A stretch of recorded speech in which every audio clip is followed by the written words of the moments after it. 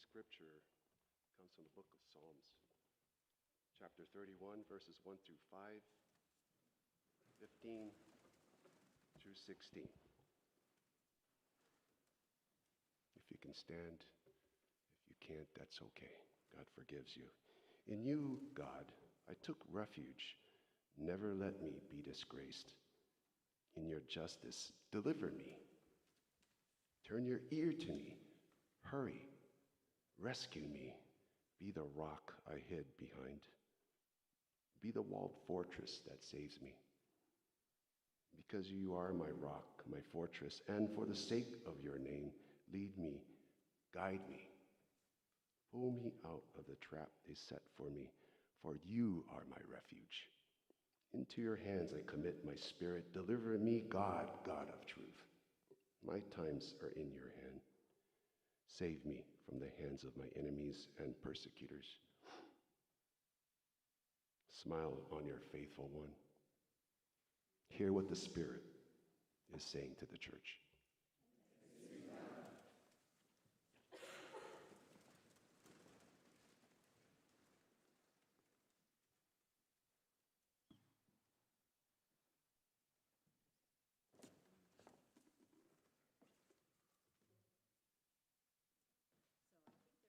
A microphone here, but we don't have one right now. Oh, there we go.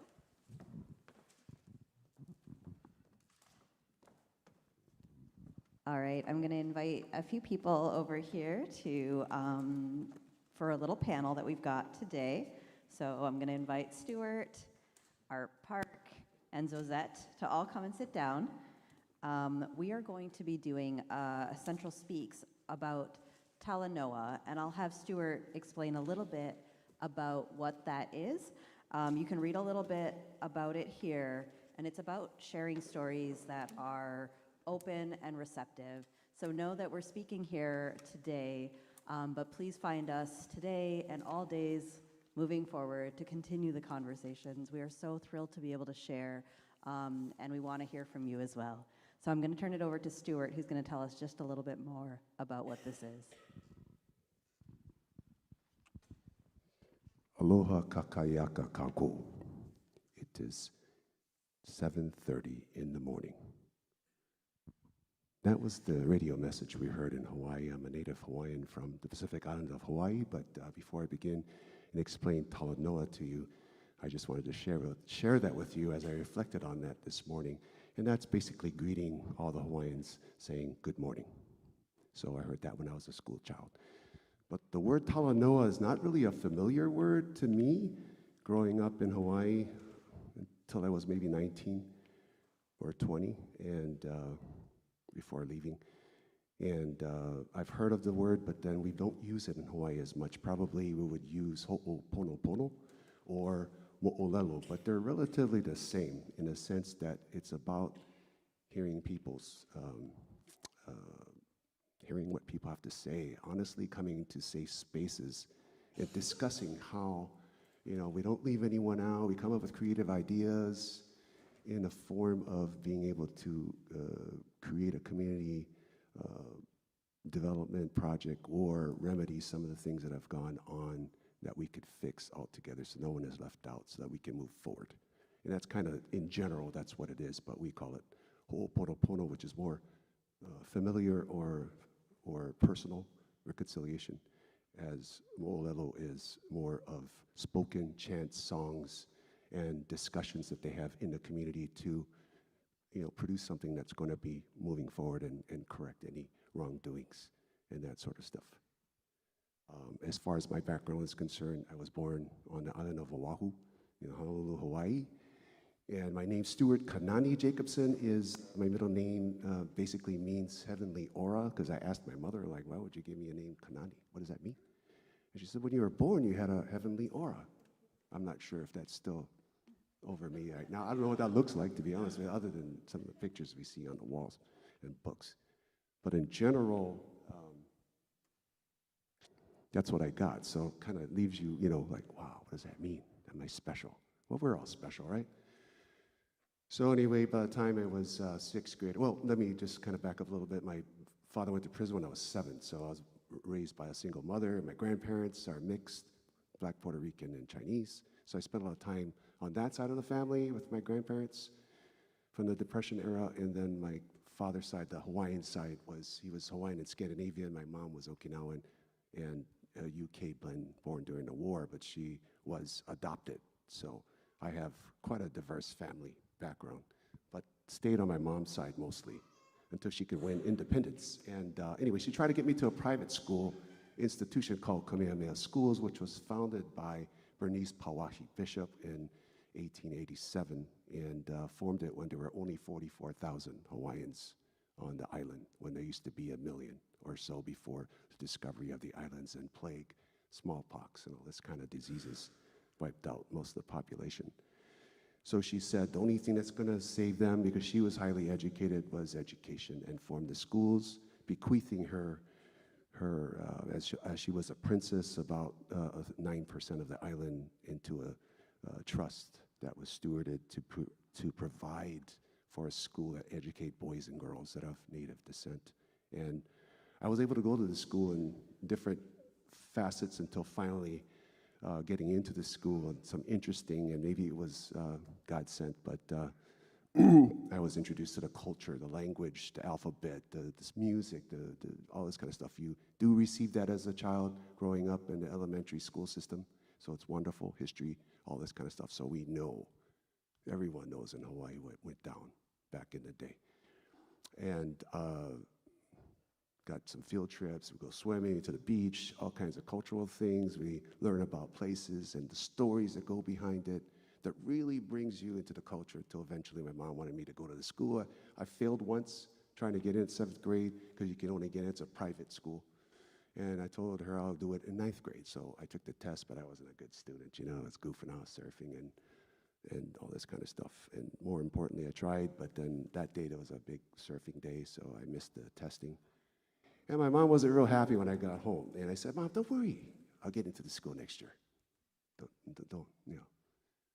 And so the following year, I made it in, but interestingly, 2 of my best friends had gone to the school as a freshman. So I spent time on the private side and the public side. But once I got into the school, it was a Protestant school. So she was a Christian when she formed it. Her husband was Caucasian, or we call him Haole. And he took her will and created the school. So he was obedient to her and to God, created a school for the kids. And since then, the school has fostered governors, senators, all kinds of wonderful people. So education does make a difference in people's lives. So for me, interestingly, the reason why I'm wearing this shirt today, I selected it because it was special. I had run into a classmate of mine, so I'm trying to make this quick because I only have 4 minutes, so how much time do I have to have, Moderator? Okay, so this is the last one, okay? Maybe another one, just because John Wesley's involved. But I ran into a classmate of mine. He says, oh, Stuart, we could talk story, right? That's how we do it in Hawaii. Okay, and meet me at this church. I go, okay. He says, I'm in a choral group for a funeral service. I said, okay.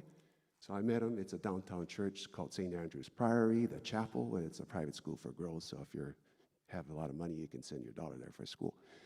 And so I went to the chapel to see a former trustee of Kamehameha Schools, which in fact turned out to be the trustee that I shook his hand when I graduated with my diploma.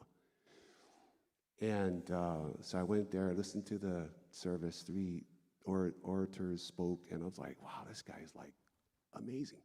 And he was the chief Supreme Court justice for like 20 years for the state of Hawaii, and first lieutenant governor that turned the governorship down, and he was for the people. So I got all of that. When the service was done, I was like stunned a little bit. Then I walked up to pay my respects to the son and daughter, who were both attorneys, of course. And when I spoke to the son, I told him I was so grateful for going to Kamehameha Schools, that his father had stewarded the school, to help me move forward in life. And so I presented that to the daughter. The daughter looks at me straight in the eye and goes, Stuart, you must carry out the will of Pawahi. I'm like, and here I am, just coming there for a meeting with my friend, and a great luau, by the way. So if you want to eat Hawaiian food, you got to go to those kind of events. But anyway, I was just stunned. And then later on in life, just to kind of speed things up, my last intervention was similar to what John Wesley had experienced in England when he came back from America, failing to convert Native Americans. He had what they call the Aldersgate, or he called the Aldersgate experience. I had the Prairie Avenue experience in Wheaton, Illinois.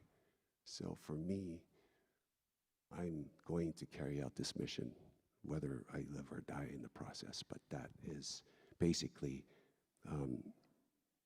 in applying that to community development activities wherever I may be. Hopefully, I soon shall be returning home to my island to help my Native people. Mahalo nui loa, that means thank you. And the last thing I'll leave with you, I want to make sure I read it, so sorry I'm taking up so much time. And it's probably in my other pocket, but basically I just wanted to say that may God bless every one of you and his love be with you always. I'll read it to you another time, I guess, huh? You can take a look at it. Yeah, see if it's in your other pocket, and we can come back to it. But I just always want to thank Central United Methodist for being this open space where you can hear other languages and hear about our stories. So we're really sharing stories about the intersection of our identities, AAPI identities, as well as our faith. So I'm going to turn it over to Zazette. Thank you. So to help prepare for today, to talk about my identity, I'm a second generation Filipino American. I was born and raised here in Michigan. To prepare for today, I talked to my mom yesterday because I feel like my story of faith and my identity has a foundation because of, well, the women in my life. And in particular, I was thinking about the stories of my grandmother on my dad's side and my mom. So my grandmother on my dad's side and my mom, they, like so many women who came to the States, I mean, they came as nurses, right? And my grandmother, when she came from the Philippines to Detroit, she was separated from her family, from my grandpa and my dad and his 4 brothers for about 4 years. And I sometimes think about that, and I think about how hard that must have been, that there must have been so much, or some at least, loneliness and longing for family and familiarity. And here she was in this new place, new people. She spoke English, but sometimes nuances of language are hard to adjust to. It takes time. And my mom, she came here in 1981. She came to Detroit, and she talked about getting on the plane with 16 other nurses, and that meeting on the plane was the first time they all met, right? And she was coming to a place with multiple seasons, and one of them is winter, right, which she had never experienced. And when she came over here, she was working at Detroit Receiving in the burn unit. I can imagine that's not an easy unit to work in, and again, a lot of adjustments there to be made. Back in the Philippines, a lot of Filipinos are Catholic, and the church provides a rhythm for everyday life, right? So you go to Mass, there's novenas, there's rosary, a lot of, prayers at certain times during the week. That's where your community is formed. And she kind of had to, there's never a one-to-one replacement of anything. When both of them left, they had to say goodbye to so much, and there was a high cost and a sacrifice. And and they both had to kind of build lives, right? And I asked my mom yesterday, is kind of a leading question, but it was like, is faith the thing that kept you going? And she said, yes, it was. It gave me so much hope, and also kind of reinforced like her mission for coming, which was not only to improve her life, because life in the Philippines was very difficult. She said that a month's wage in the States was the equivalent to a year's wage in the Philippines, right? So there was there was certainly a logistical, a logical reason, a financial reason to come here. And that's, I think, a big reason why she felt she should and did what she did. But it was not just for herself. It's a lot of Filipinos back then and still now, they come here to send money back home. My mom is the eldest of 8 siblings, and her parents, my Lolo and my Lola, they did work, but they didn't have like high-paying jobs. My grandmother on my mom's side was a high school teacher at a private school, and my grandfather had kind of varying jobs that, things that he could get. But through all of that, my mom said that, yeah, it was God, and it was just a hope that there is something better ahead, even though she couldn't see it, even though there wasn't a complete certitude. And I think that's what faith is, that it's not certitude. It's working with a lot of uncertainty and choosing to participate in whatever God has planned for you. And I've taken that certainly with me into my own life.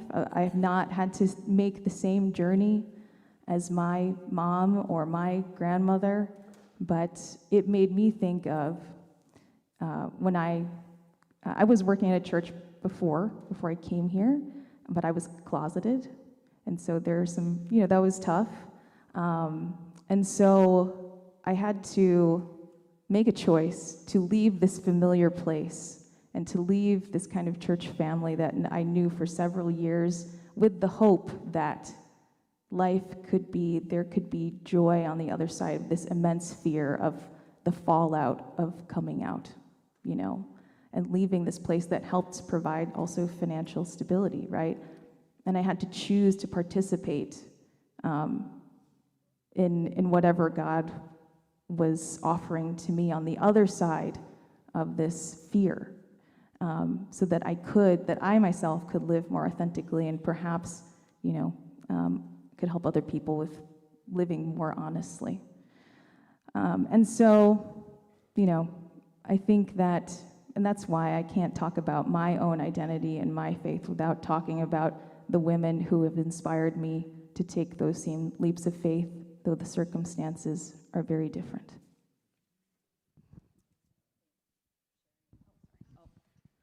Yes. Thank you so much for sharing. We really, really appreciate that. So last but not least, we will have Arthur, and I will finish up the session in just a moment.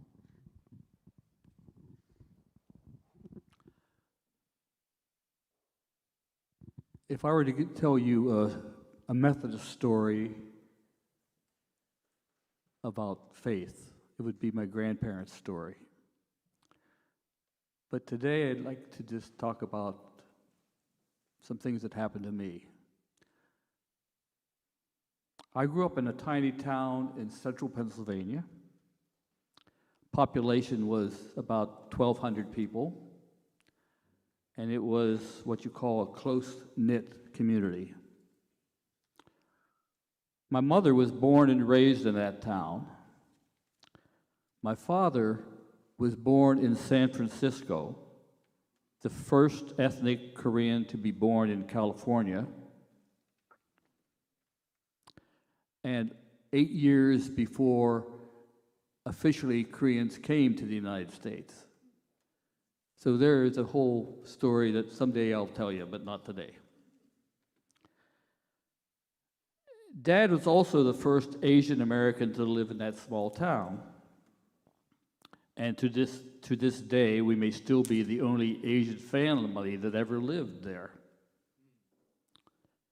We had to travel 90 miles to Pittsburgh to even get Asian food. Mother, of European ancestry, had a degree in teaching and had been a teacher. Dad had 4 college degrees, 3 of them from Princeton. And it is fair to say that Dad was the most educated person in that town. He was also a pastor of one of the churches, the 3 churches in that town. I suspect it was my parents' joint faith and education that brought them together. They married in 1930 because Pennsylvania was one of the 10 states at that time where you could have a, quote, interracial marriage. Since we're all the same race, I always put a quote around that. Of course, her father protested, and neither he nor Mother's 2 brothers attended the wedding. My grandmother had passed away before my parents met, but her sister, Mother's aunt, brought her husband and 2 daughters, and they were really the only ones, other than the pastors that married them, 2 pastors married them, that actually attended the wedding. I have 2 somewhat connected stories that took place, how do you say this? Between the atrocities of the Pearl Harbor and the worst atrocities of the atomic bombs in Japan. Between that time in history, so in the 40s. I wasn't a teenager. As a background to this story, the town had discovered that the mayor was a member of the KKK when his son wore his father's hood to school for Halloween. The mayor was reelected. More than once, actually. One summer morning, a year or 2 after Pearl Harbor, I came downstairs and my parents were embracing each other while looking out the front window. I looked out too and noticed a little burnt spot on the lawn, and then looking further to the hill beyond the town, I saw a large burning cross, obviously meant for our honor. Dad and Mother pulled me into their embrace, and Dad simply said, "Have faith." And we discovered that it was a prank by a teenage boy, not the consensus of the KKK.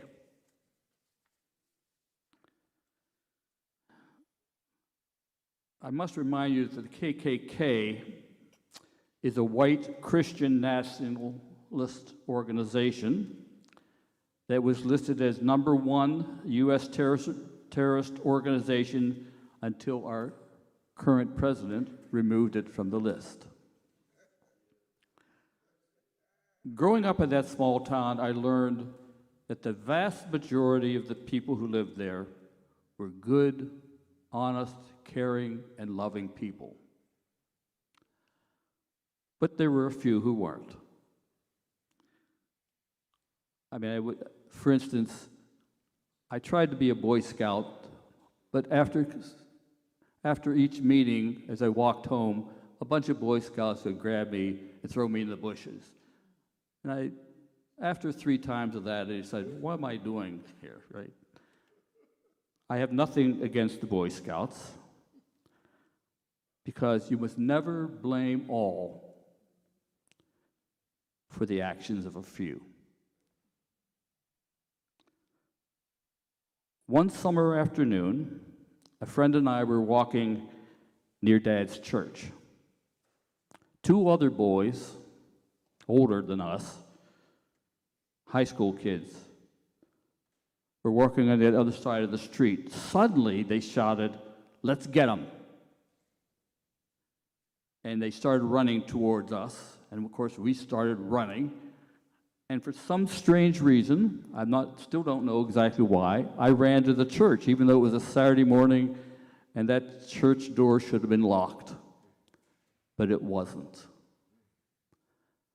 So I opened the door, walked in, shut the door behind me, and went up to the front of the pew and started to pray.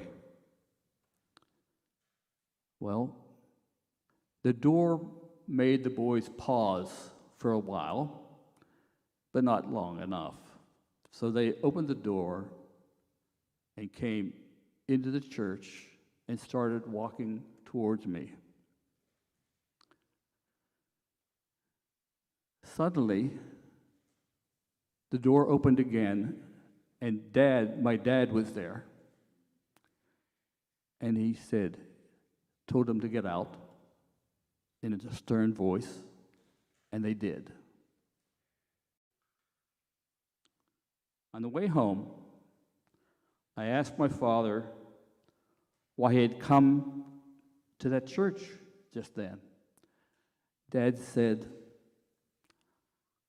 "I don't know why. A voice told me to go to the church." In my need, God has always been there.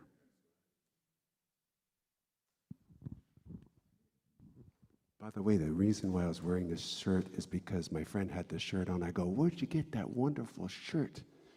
Mana Keali'i, it's a native Hawaiian designer, so if you ever want to get a shirt like this, they make dresses, muumuus, all this kind of stuff. And the last thing I was going to share, since the Spirit told me to say this real quickly, was Inoho pu ke me aloha, loko mai kai, ke akua me oko.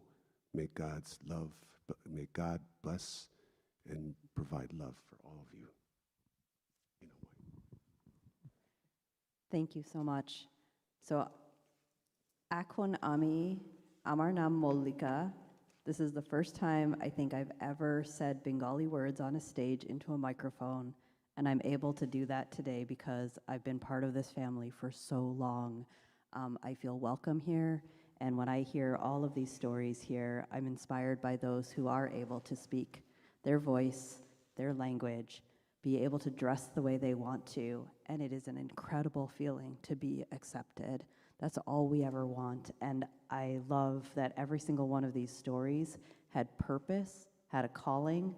I know each one of you heard a calling in some way, shape, or form, or you wouldn't be sitting here right now.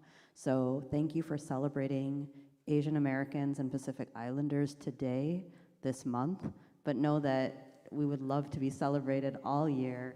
Feel free to keep asking us questions, even if you get things wrong. Try and learn a language, try and learn a few words. It means an awful lot to all of us. So thank you so much for listening to all of our stories.